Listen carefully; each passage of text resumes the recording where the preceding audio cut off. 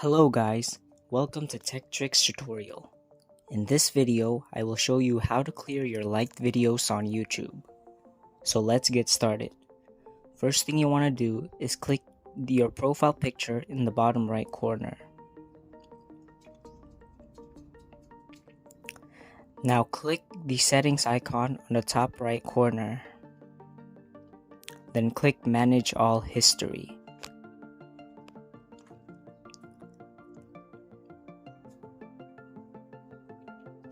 After that, head over to the Interactions tab.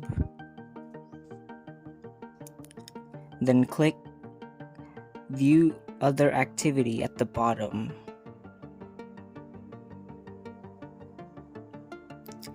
Once you're here, scroll down and look for liked videos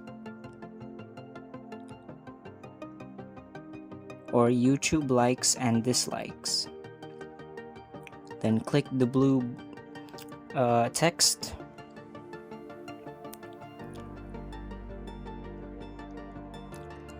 Then once you're here, click the three dots at the top.